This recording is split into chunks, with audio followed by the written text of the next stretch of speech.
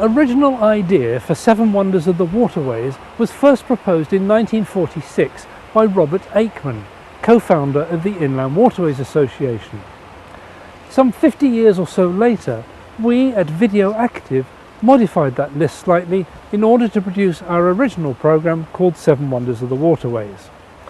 Then in 2002, British Waterways conducted a poll of you, the boating public, to discover your selection for Seven Wonders for the 21st century. And you added the new Falkirk Wheel and the Supperton Tunnel. Now, it had been our intention that this programme would reflect your choice, but unfortunately the long dry summer this year has made it impractical to get a boat inside the Supperton Tunnel. There just isn't enough water in there. We're also told that there's a colony of lesser horseshoe bats inside, and they're fairly rare, so it's unlikely that we're going to get permission to film in there anyway. Instead, we're going to go back to one of Robert Aikman's original choices, and that's the Burnley Embankment on the Leeds and Liverpool Canal. And that's where we're going to start.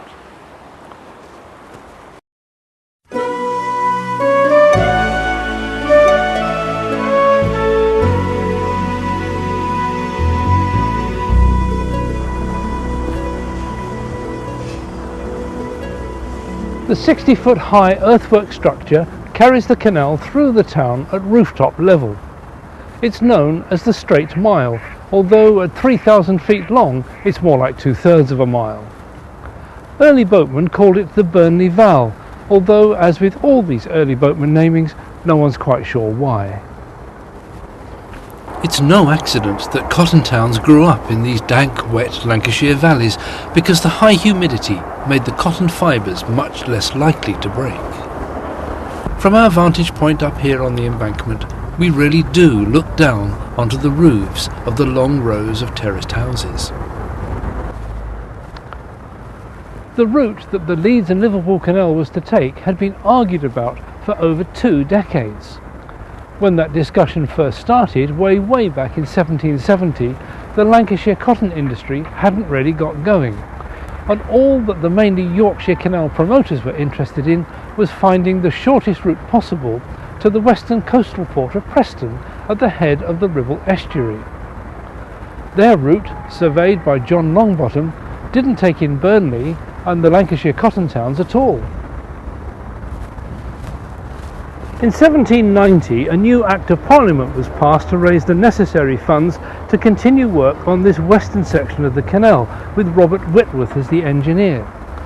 But the Lancashire cotton industry was developing rapidly, and in 1794 it was agreed to alter the line to take in the cotton towns of Burnley and Blackburn, and to extend the route to Liverpool instead of going to Preston. In 1796, work started on the embankment, but it was a big money eater, and work had to be suspended on a number of occasions due to lack of funds. Thousands of tons of earth had to be brought here, and it was all brought by hand. Much of it was excavated from the site that the Finsleygate warehouse now occupies. There are a number of piercings through the embankment. Some take local roads. This one carries the River Caldwell, which comes up in the middle of a Tesco's car park.